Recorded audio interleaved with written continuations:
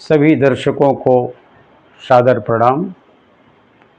मैं पंडित कृष्ण कुमार शर्मा ज्योतिषी आपके सामने पूजनोपचार विधि को बताने के लिए आज फिर उपस्थित हुआ। दो उपचार विधि बताई जा चुकी है, त्रयोपचार और पंचोपचार। आज हम दसोपचार की विधि बताएंगे कि भगवान की 10 रंग से कैसे पूजा की जाती है। इसमें हम पूजा में पहले हम भगवान को पैर धुलवाते हैं, जिसको पाद्य कहते हैं। पाद्य माने पैर को धोने वाला जो जल दिया जाता है। कहा गया है पादयो पाद्यम समर्पयामि, मैंने पैर को धोने वाला जल मैं दे रहा हूँ। तो भगवान मान लो फोटो में हैं, मूर्ति में हैं, तो क्योंकि भगवान साक्षात तो खड़े नहीं हैं कि आप उनका पैर धो रहे हैं, लेकिन एक भाव होता है कि मैं भगवान का पैर धोया।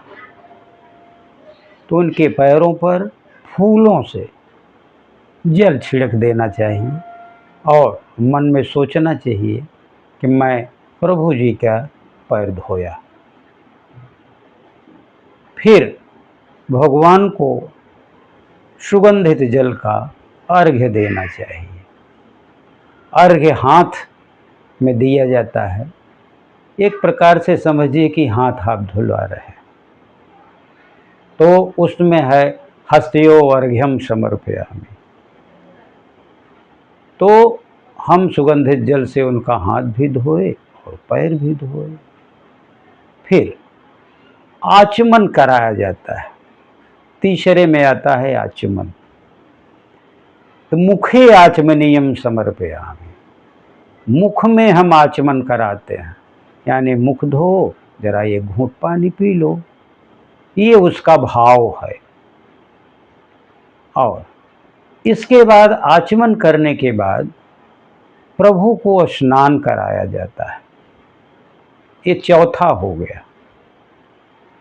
स्नान उनको हम कराते हैं पानी से, यानी जल ही में फूलों से भगवान के ऊपर छिड़कते हैं। अगर मूर्ति है तब तो हम किसी बर्तन में रख करके भगवान का पैर भी धो सकते हैं, उनको अर्घ्य भी दे सकते हैं, आचमन भी करा सकते हैं, स्नान भी करा सकते हैं। लेकिन अगर फोटो है तो फोटो पर ये सब करने से फोटो खराब हो जाती है। फोटो पर फूल से थोड़ा सा पानी छिड़क दो, मन के भाव आपके वो होने चाहिए कि मैं ऐसा कर रहा हूँ। स्नान करने के बाद पांचवें काल में उनको हम वस्त्र पहनाते हैं। स्नान के बाद वस्त्र ही पहना जाता है, तो भगवान को हम वस्त्र पहनाते हैं। मान लो हमारे पास वस्त्र नहीं है तो हम मूली को, जिसको रक्षा कहते हैं, रक्षा सूत्र थोड़ा तोड़ करके भगवान के ऊपर समर्पित कर देते हैं। मन के भाव हो जाते हैं कि मैंने भगवान को वस्त्र चढ़ाया। इसके बाद फिर वही जो पंचोपचार में था, धूप, चंदन, पुष्प, धूप, दीप, नैवेद्य। फिर हम भगवान को चंदन लगाते हैं, भगवान को टीका करते हैं। इसके बाद फिर हम भगवान को पुष्प चढ़ाते हैं, फिर भगवान को धूप दिखाते हैं, फिर भगवान को दिया दिखाते हैं।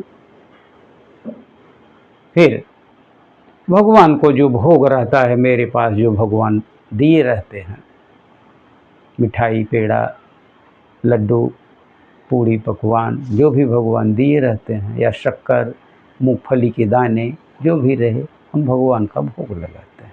और इतना करने के बाद भगवान को हम प्रार्थना कर लेते हैं कि हे प्रभु, आप मेरे ऊपर कृपा बनाए रखना।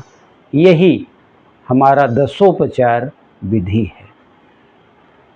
अगले भाग में हम आपको षोडशोपचार विधि के बताएंगे। आज यहीं पर मेरा ये वक्तव्य समाप्त होता है। आप सभी लोगों को धन्यवाद और आभार।